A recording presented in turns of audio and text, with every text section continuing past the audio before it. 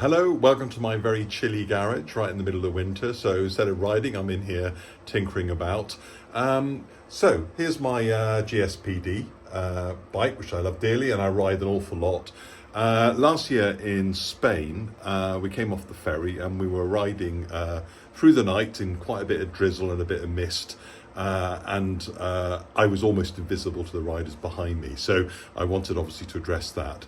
So what I'm going to do is, I've got the standard bulb. I'm going to show you how that looks with the standard bulb on.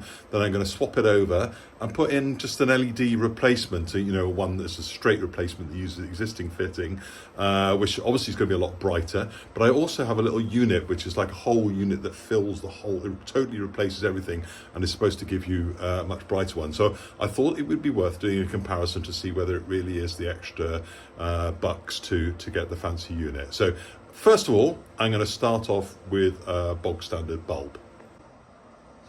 So here is a standard 2-filament bulb from Halfords. I've got the cover off at the moment. Just thought you might like to see what the difference is. So if I just flip it on here until it comes on. There we go. So I'm going to have to get it to this position. So that's just the ordinary bulb, and then that's with the brake light on as well. Of course, what we haven't got in place is the cover. So I'm going to pop on the cover now, just so you can see what I'm sure you know what a standard stoplight looks like. Won't do it very tight, but just to hold it in place, just so you can do a comparison. So here we go. Here's the standard one. I better do it a little bit tighter than that. So standard top light, and of course you can see that the bulb is very much visible in the centre there. It's not filling in the whole of the. I suppose it does deflect quite a bit there, and there's the number plate. The last thing I can do is flip the light off just to see what the number plate illumination is like. So here we are now, just with the side lights on, and that just gives you an idea, and you can see what that looks like.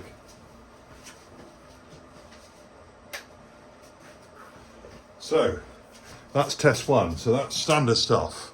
Next of all, a replacement LED bulb. So here is the LED replacement bulb, and this one has lights around the edge and on the end. So in theory, and it's got the obviously the correct connector on it. So you've got the two. It'll do the what would you call it? The nighttime light, which illuminates the number plate, and also when you put the brake pedal on, it gives you the extra there. So let's try this first of all. So I'll do it first of all without the cover on, just so you can see what it's all about. So I'll flip that on. Hope it works. So there we go. So obviously a much whiter light. It's very bright. And when we put the brake on, we go up to that. So without and with. Now moving on, let's just pop the lens cover on as well, see what we get. And just try and make sure everything lines up correctly in here. So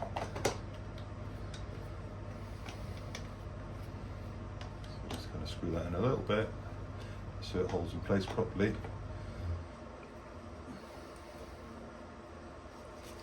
And then I'm just going to come down, sit down, have a look at it, and again the light does spread out fairly well from it. It does seem you've got a definite. Doesn't on the video. Just looking at the video screen on here, it looks quite as if it's filling the whole thing. But in real life, I think it seems to be a little bit more focused in the centre. Anyway, here's the brake light, and it goes up a notch there with the brake light. And finally, I'm just going to knock off the garage light, so just so we can see that whether the number plate is getting properly illuminated. And I think that's not too bad at all. So there we go. That's just a replacement one. Sorry, I can't remember how much that one costs. They're not expensive though. We're talking, a tenner or something. Not a lot of money. And then finally.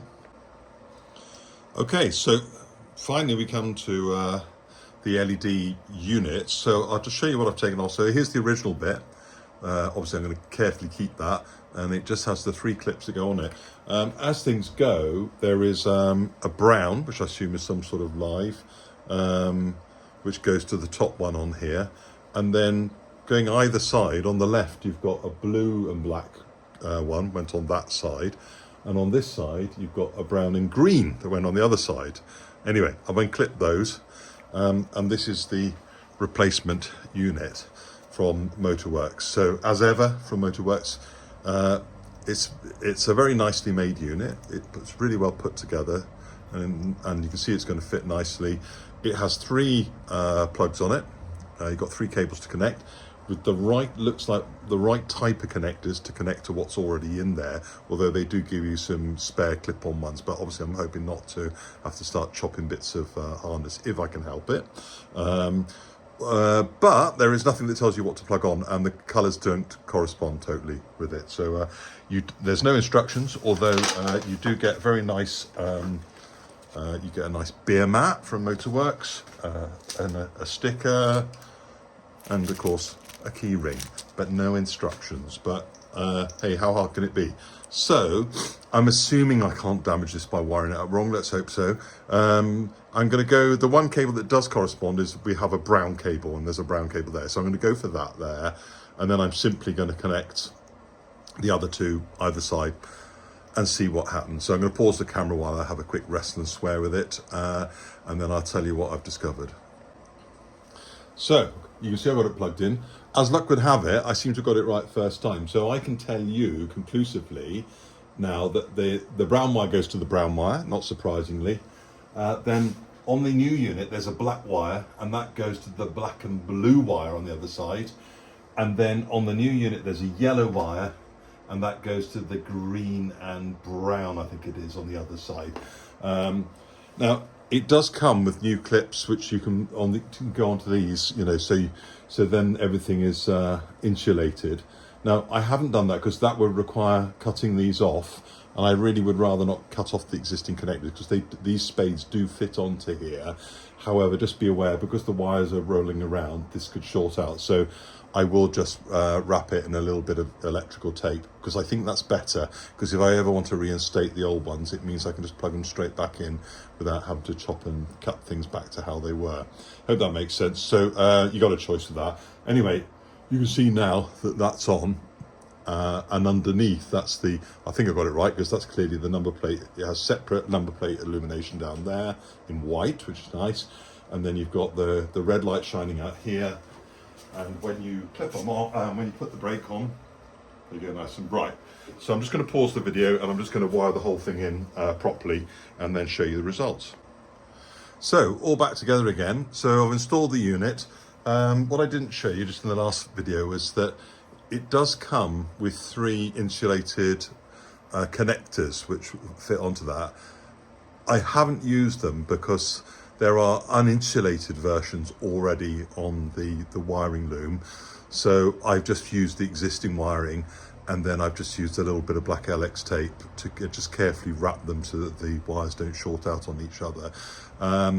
I know that sounds like a bit of a compromise, but I don't think it is. It's nice and neat. It's not going to cause any problems. You've got a really good connection there.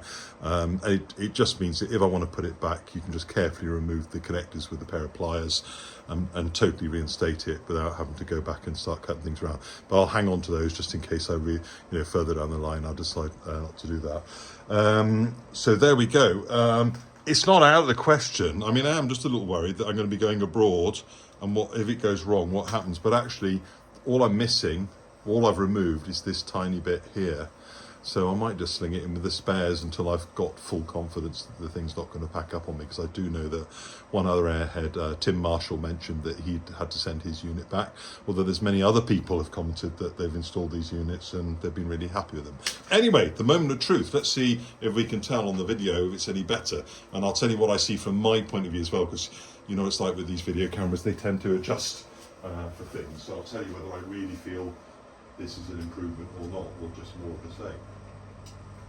Right, so there we go. So there's the new tail light on.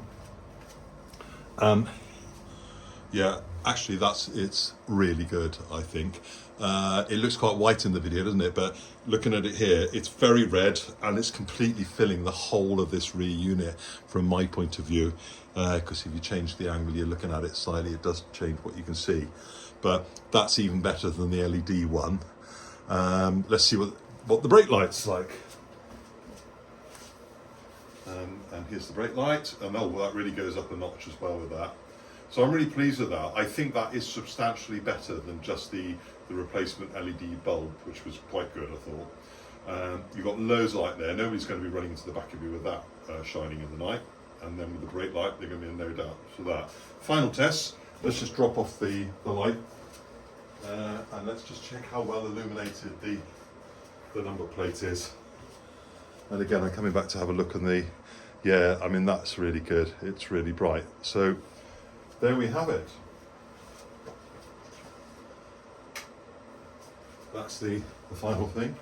I'm just going to pull the camera out of here just to finish off and say goodbye, but also to say I'd like to see the bike. I suppose I better not just leave it there with the lights on, although it is charging up.